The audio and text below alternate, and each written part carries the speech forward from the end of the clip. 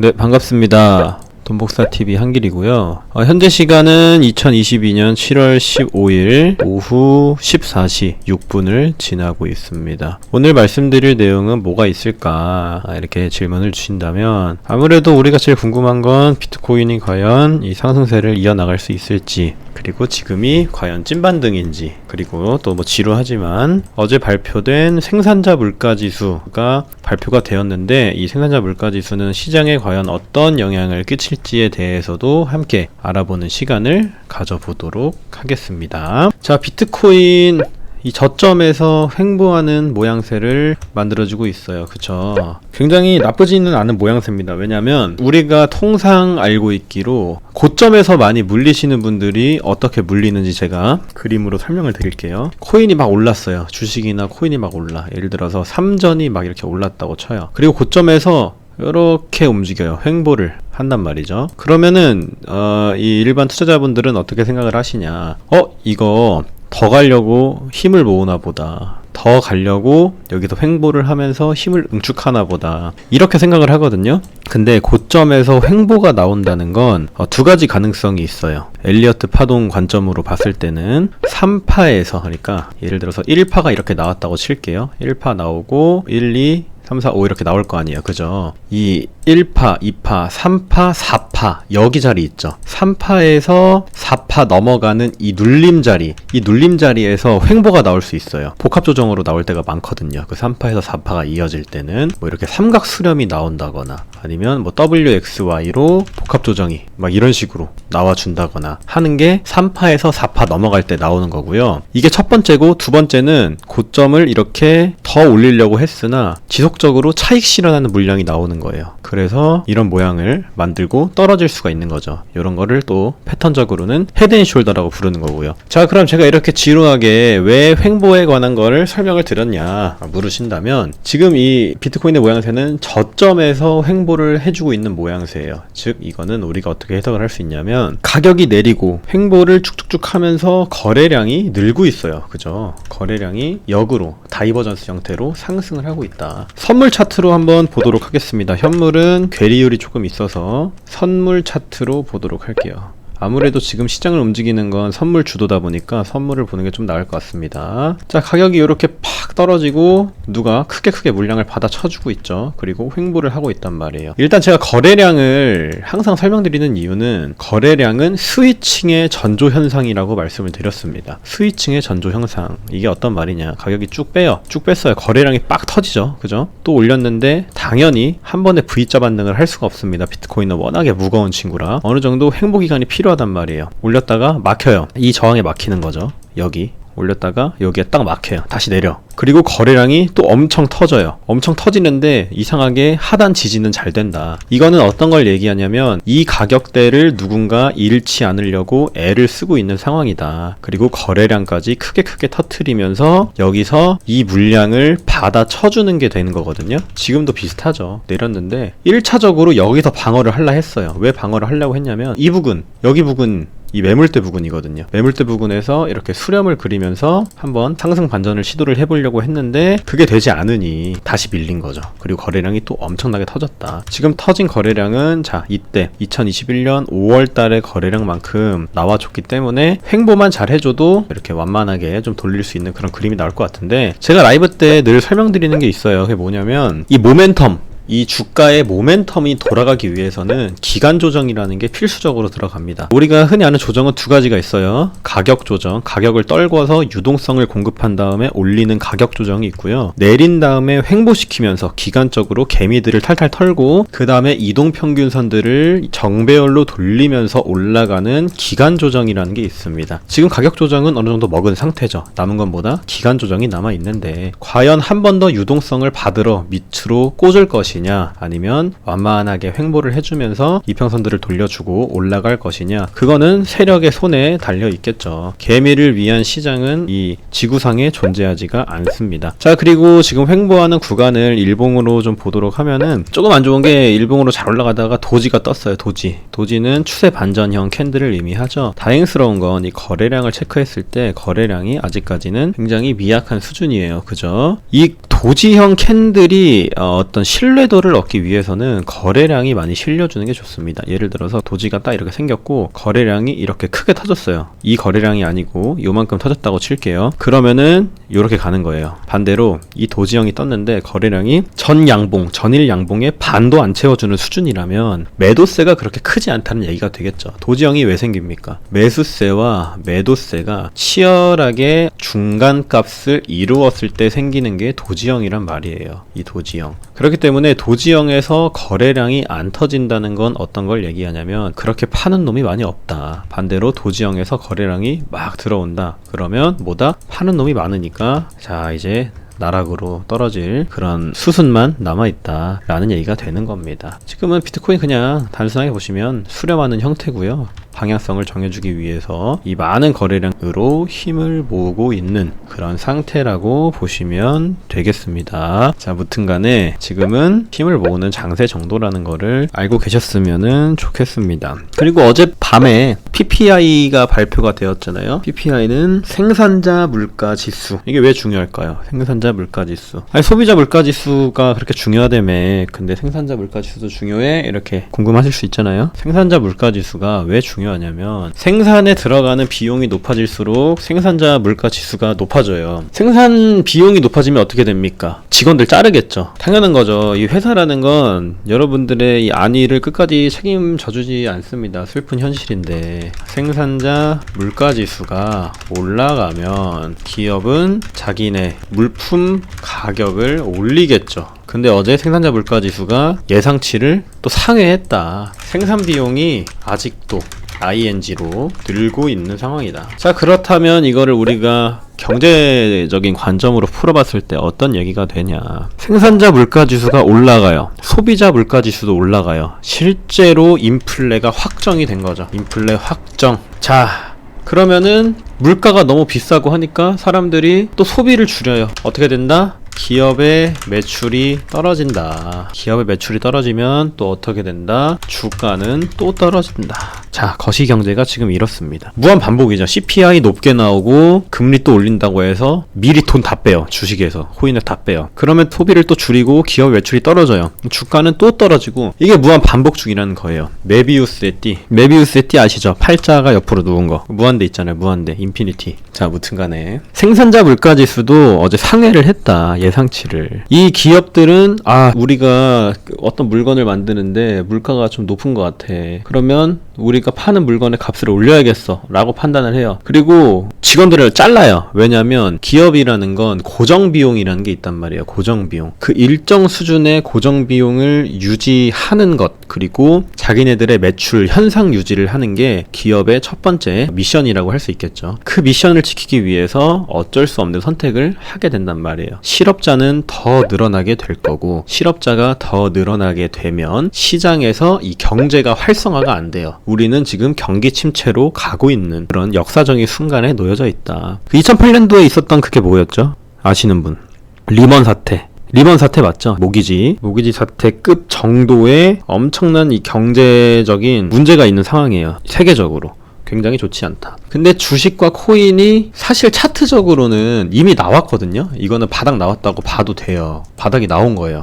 요 정도는. 바닥이 나왔는데 거시적으로 또 빠진 거고, 지금 바닥이 나왔는데 어떻게 해야 할지를 모르는 상황입니다. 비트코인이. 우리가 지금 전례 없는 경기 침체 위기에 놓여져 있기 때문에 사실상 차트만으로는 분석하는 게 조금 의미가 없을 수 있다. 그래서 결론이 뭐냐 라고 물어보신다면, 거시경제적으로는, 매크로 경제적으로는 주가와 코인의 가격이 올라갈 일이 없습니다. 없어요. 그러니까 있었는데 없어요. 이 코인과 주가의 가격이 올라가려면 아무래도 금리 인하 과정이 들어가야 되고, 사람들이 이제 은행에 돈을 안 맡기고 더 수익률이 높은 그런 자산에다 투자를 하는 과정이 필요하거든요. 그게 바로 주식과 코인, 부동산이 될 수 있겠죠. 근데 금리 인상을 하는 상황에 왜 주식과 코인에서 돈이 빠지는지 한 가지 더 이유를 알려드리자면, 금리 인상을 해요. 근데 대부분의 기업들은 다 대출을 끼고 장사를 합니다. 대출을 끼고 장사를 해요. 대부분의 기업들 웬만하면. 근데 이 이자 부담이 높아진단 말이에요. 기업의 이자 부담이 높아져요. 그러면 이 실질적으로 기업 내부 실무진, 임원진들이 알아서들 자기네들의 다른 부대 비용을 줄이게 돼요. 그중 하나가 인건비가 되겠죠. 인건비를 줄이게 되고 사람을 잘라내게 되면 당연히 실직자는 늘어나게 되고 실직자가 늘면 늘수록 경제는 돌아가지 않게 되는 거고요. 자, 그 다음에 기업의 어떤 뭐 매출량 이런 것도 당연히 영향을 주겠죠. 내가 부대 비용을 낮춰서 원래 생산했던 그런 물량보다 더 조금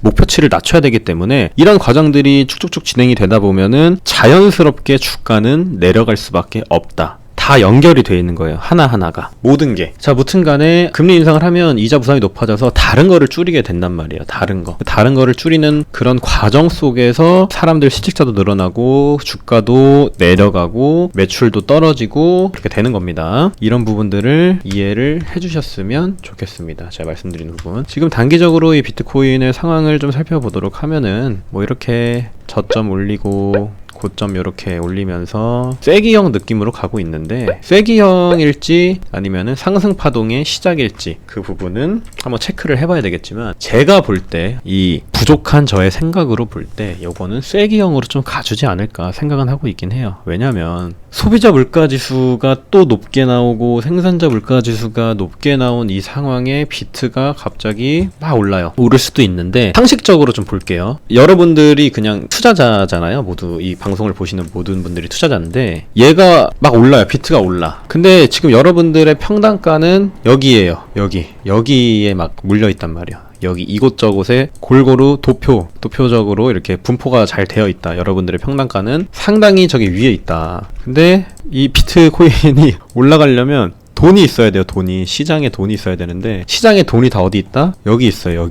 여기 있어요. 시장에 돈이 다 여기 몰려 있단 말이에요. 이해되시죠? 그래서 저점에서 개미를 좀 오래 털어줘야 얘네가 다 빠져나와요. 그 다음에 돈이 다시 이쪽으로 들어오겠죠. 이런 과정이 있어야 되는데 너무 좀 여기서 뭐 당연히 차트에 정답은 없으니까 개떡상이 나올 수도 있는데 저는 이 거시경제 상황을 같이 좀 포함해서 생각을 해봤을 때 그게 말이 되나? 라는 생각이 들기는 합니다. 뭐 어쨌든 세력맘이다. 모든 건 세력맘이다. 5분봉 하방 임펄스로 볼 수 있을까요? 라고 말씀하셨는데 자, 여기 말씀하시는 거 맞으시나요? 이 오파동 나오는 거? 이렇게?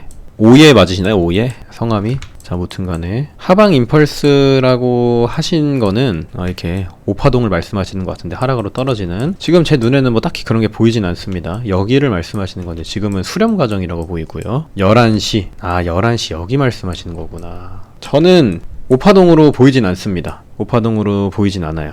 단순하게 이 쐐기형 진행 중에 이런 식으로 보거든요. 이런 느낌으로.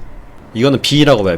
B로 보고 있습니다. 이런 식으로 떨어진 느낌으로. 오파동으로 떨어진 거를 체크하시는 거는 사실 이쪽을 보시는 게 더 맞는 것 같아요. 여기 이 부분이 더 맞지 않나 싶습니다. 제가 따로 체크를 해놨었는데 여기서 뭐 다이아고날 모양이 나왔었거든요. 한번 나오고 눌리고 이런 식으로 올라갔단 말이에요. 여기가 파동이 나온 부분이라고 생각하고 그 다음에 여기서 또 복합 조정 주다가 여기서 오파동으로 꽂은 그런 모양새로 보고 있긴 한데 지금 제가 이 방송을 하면서 세세한 카운팅을 사실 하긴 좀 어렵기 때문에 대략적으로 제가 옛날에 그렸던 거를 이렇게 되짚어보면서 설명을 드리고 있다는 점을 이해를 해주셨으면 좋겠습니다. 자, 무튼 간에 벌써 금요일이 됐어요. 금요일이 됐는데 시간이 이렇게 빠른지 7월도 중순이 지났고 나이만 먹어가는 것 같아요. 나이만 먹어가고 있는데 제가 요즘에 또 책을 많이 보거든요. 조금 정신적인 발전을 하기 위해서 책을 좀 읽고 있는데 되게 좋더라고요. 이게 조던 피터슨이라고 아시나요 혹시? 조던 피터슨? 이분이 쓴 이 12가지 인생의 법칙, 인생에 어떤 기준이 없고 주관이 없는 사람들한테 굉장히 좋은 책이더라고요. 뭔가를 결정하거나 목표를 정할 때 좀 우유부단한 사람들한테 좋은 책 같아서 말씀을 드립니다. 요즘 아주 재밌게 읽고 있어요. 날씨도 많이 덥고 또 코로나 변이 바이러스도 새로 나왔다고 하는데 다들 저기 건강 조심하시길 바라겠고요. 무튼 간에 오늘 시장 상황은 그렇다. 차트는 돌려줄만 해요. 인간적으로 바닥을 지금 3번이나 찍고 올라왔는데 돌려줄만 해요. 돌려줄만 한데 이 시장 상황은 안 그래요. 그래서 약간 이런 상황이에요. 혼돈의 카오스라고 막 하잖아요. 그런 거. 혼돈의 혼돈. 경제적으로는 올라갈 여력이 없는데 이상하게 차트에선 누가 받아줬네. 이거 어떤 놈들일까 과연. 너네가 지금 바로 올릴 거니? 라고 물어봤을 때 이거 다 본전 물량 다 바꿔 올려야 되는데 과연 올려줄까? 그만한 돈이 있을까? 이거 다 바꿔 올리면은 여러분 전고는 그냥 뚫는 거예요. 만약에 이렇게 나오면은 전고는 그냥 뚫고 갑니다. 이 물량을 다 받아 쳐준 거기 때문에 요렇게 가는 거예요. 이렇게 막 우리가 꿈에 그리던 10만 불 가는 거예요. 10만 불 이거 다 받아주면. 근데 여러분들이 세력이에요. 여러분들이 막 100조가 있는 세력이야. 100조가. 근데 비트코인을 내가 갖고 있는 100조 전 재산을 써서 올린다는 거죠. 내가 100조를 써서 이걸 올려서 우리 개미들한테 다 본전을 주겠어. 나는 이 세상을 위해 내가 모았던 돈을 다 발화시키겠다. 그리고 경제적 자유에서 떠나버리겠다 라는 생각을 갖고 있지 않은 이상 과연 이렇게 올릴 수 있을까? 상식적으로 여러분들이 세력이라고 생각을 해보세요. 한번. 나는 제가 세력이라면 저는 더 떨구죠. 사실 여기까지 떨구지. 그 다음에 횡보시키면서 반등시켜버리지. 그쵸? 그렇잖아요. 이거 누가 이거를 다 살려줘. 상식적으로.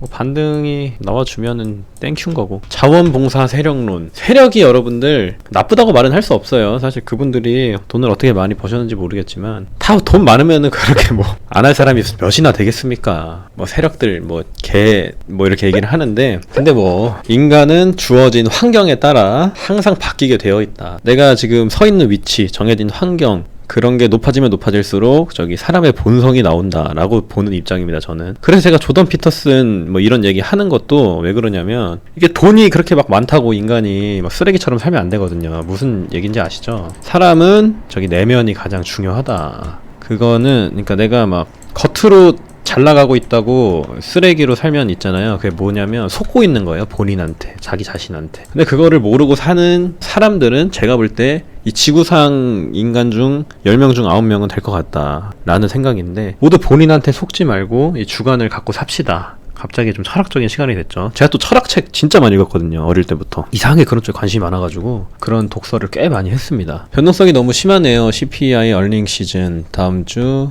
패드, FED 말씀하시는 거죠? 미팅까지. 장난 아닙니다. 은근히 철학적 인간이죠. 저는 철학 굉장히 좋아해요. 제가 살아가는 이유는 가족 때문입니다. 가족. 제가 돈을 계속 벌려고 하는 이유도 가족 때문이고요. 제일 우리가 근원적인 가치를 따져볼 필요가 있는데, 인생을 사는 그건 뭐다? 남들한테 베푸면서 사는 거다. 베푸면서 산다는 게 막 기부 막 하고 그 번 돈 다 갖다 바치란 얘기가 아니고요. 내가 누군지 알면서 도와줄 여력이 되는지 생각을 하면서 하라는 얘기죠. 제가 그래서 텔레그램도 이거 한 거 아닙니까? 우리 텔레그램 진화심리학, 제가 진화심리학 쪽은 또 안 읽어봤는데 그쪽도 많이 읽어보도록 하겠습니다. 자, 그리고 제가 또 여기서 비트 이거 짭상승 같다고 말씀드렸는데, 비트 이거 또 꽤 떨어졌습니다. 저 이후로 이렇게 쫙 떨어졌다가 다시 또 이렇게 반등을 보이고 있는 상황. 형 이상학적 철학이 아니라 윤리적 철학자네요. 인생의 아픔을 겪었다는 흔적일 것 같기도. 뭐 사실 그 인생의 아픔을 겪지 않은 사람이 어디 있겠어요. 근데 남들과 항상 비교를 하잖아요. 우리는 인생이라는 거를 되게 상대적인 걸로 보잖아요. 근데 저는 항상 그 어제의 나와 비교를 해야 된다고 봐요. 인생이라는 건 남들과 비교하면 끝이 없거든요. 밑도 끝도 없고. 근데 항상 싸워야 되는 건 본인이랑 싸워야 되는 거죠. 내가 내일보다 나아졌나? 내일은 더 나아지게 살아야지. 어제보단 더 나아지게 살았나? 이런 본인 근간에 대한 질문을 계속 해야 된다. 그래야 이 삶이 흔들리지 않고 완만하게 좀 유지가 된다는 입장입니다. 소통의 장이 열렸어요. 진화론, 창조론 어느 쪽을 믿나요? 말씀하셨는데, 솔직히 진화론이긴 하거든요. 솔직히 진화론인데, 근데 제가 또 모태신앙이라 창조론은 그냥 우리 주님을 위해서 제가 믿고 갑니다. 믿고 더블로 가요. 무튼 오늘 타점 하나 주시길 기대합니다. 타점을 잡아보려고 하는데 일단 숏을 좀 드리려고 해요. 근데 이놈아가 이렇게 수렴을 이렇게 해주고 있잖아요. 수렴. 방향성을 결정하기 전이란 말이죠. 근데 제가 아까 일봉에서도 말씀드렸다시피 도지형이 떴는데 아직은 거래량이 좀 강하지 않다. 얘가 거래량만 지금 쫙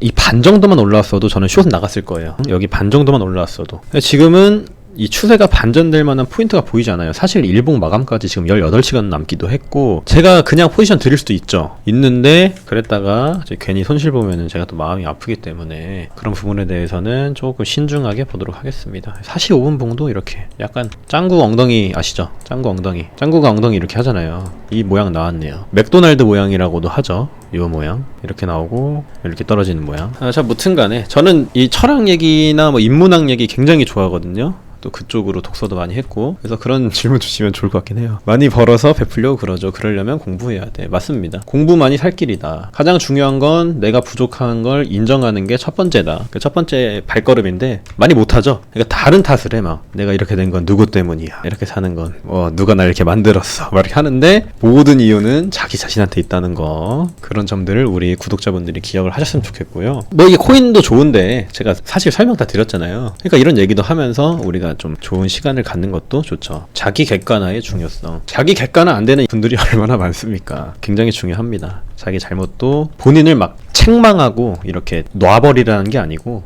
인정을 하는 자세가 중요하다는 거죠. 우리가 인생을 살기 위해서. 자, 무튼간에 비트코인은 제가 마지막으로 좀 설명을 드리면 45분에서는 자, 요렇게 이 짱구 엉덩이 패턴이 나와주지만 여기서 이 일봉 여기서 딱 도지 여기서 마감만 돼도 사실 괜찮아요. 마감만. 그러면서 거래량까지 조금 올라와주면 금상첨화겠죠. 거래량이 높으면 높을수록 이 도지형 캔들에서 팔려는 사람이 많았다는 얘기가 되니까요. 그렇기 때문에 이 거래량 추이를 잘 살펴보시는 게 좋겠고요. 일단 패턴적으로는 나쁘지 않아요. 이렇게 완만하게 좀 돌아가는 듯한 느낌을 주기도 하는데 지금 이평선들이 아마 이럴 거예요. 모양이 요렇게 돼 있을 거예요. 제가 이평선을 하도 많이 봐서 대충 각이 나오거든요. 요런 식으로 나와 있을 거예요. 이평선들이 이제 수렴을 하고 다시 확산을 하는 자리인데 과연 위로 갈지 아래로 갈지 생각을 해봤을 때 거래량을 봤을 때 사실은 우리가 상방 가능성도 열어두는 게 맞기는 하다. 딱 털었는데 바닥 지켜지면서 누가 받아줬죠. 그리고 올린 거란 말이에요. 우상향으로. 그쵸. 패턴적으로는 충분히 떨어질 패턴인데 한 가지 의심스러운 건 거래량이다. 그렇기 때문에 우리는 일봉 마감을 유심히 볼 필요가 있다. 이노마가 중요하겠다. 지금은. 그리고 우리가 이 일봉, 4시간봉 이런 걸 보면 좋은 게 뭐냐면 여러분들이 타점 잡을 때 약간 좀 헷갈리실 때가 많잖아요. 그러니까 예를 들어서 내가 이 음봉날에 막 1분봉을 보면은 막 왔다 갔다 할 거예요. 그죠? 왔다 갔다 할 건데 1봉이 음봉이면은 웬만하면 숏 잡는 게 좋아요. 이해되시죠? 그러니까 1봉이 음봉이면 오늘 움직이는 1분봉은 다 하락하는 그 1봉 안에 갇혀 있는 거잖아요. 이해되시죠? 1분봉 5개가 모여서 5분봉이 되는 거고, 뭐 1분봉 60개가 모여서 뭐 1시간봉이 되는 거고, 이렇기 때문에 일단은 우리가 큰 프레임을 봐야 된다. 큰 프레임. 이렇게 주봉을 보고, 월봉을 보고, 오늘 단기적으로 해야지. 1봉을 봐요. 1봉은 지금 도지형이네. 방향성을 못 정했구나. 4시간 봉을 봐요. 이거 도지형이야 또. 이런 날은 안 하시는 게 나아요. 이런 날에는 헷갈리기만 합니다. 자, 무튼 오늘 방송은 여기서 마치도록 할 테니까 오늘도 시청해주신 여러분들에게 감사드리고요. 우리 텔레그램 많이 들어오셔서 정보 좀 받아보시고 제가 또 괜찮은 그런 것들 좀 올려드리고 방향 보이면은 또 말씀드리도록 할 테니까 관심 있으신 분들은 참여 부탁드릴게요. 이때도 제가 말씀드렸었죠. CPI 때. CPI 뭐 이런 거 다 남겨드립니다. 뭐 CPI 3분 전 변동성 조심해라. 9.1 나왔다. 이때 딱 쇼 탔어도 한 100% 먹었어요. 진짜 9.1 딱 나왔다. 예상치 상해면 진짜 심한 겁니다. 인플레 전혀 안 잡혔다는 얘기죠. 누누이 말씀드렸습니다. 제가 라이브 때 다 말씀드리거든요. 시장 돌아가는 거. 제가 막 경기 침체 때문에 그거 떨어진다고 얘기 드리잖아요. 원자재 가격들. 경기 침체 때문에 원자재 떨어진 거 갖고 인플레 잡혔다 이러고 있으면은 안 된다는 거죠. 여러 가지 방면으로 좀 시장을 살펴볼 필요가 있다. 무튼 간에 지금 뭐 거시적인 상태는 좋지 않다는 점을 이해를 하시고요. 저는 방송 여기서 마치고 자, 이제 떠나도록 하겠습니다. 여러분, 비트 못 올리는 게 수상하네요. 뭐 일단은 그냥 방향성 정하기 전에 그거예요. 어디로 가줄 겁니다. 이제 다른 것도 많이 배우고 갑니다. 감사합니다. 예, 오늘 금요일 2시부터 방송 듣느라 고생하셨고요. 주말 가족분들이랑 행복하게 보내시고 의미 있는 그런 일들을 많이 하셨으면 좋겠습니다.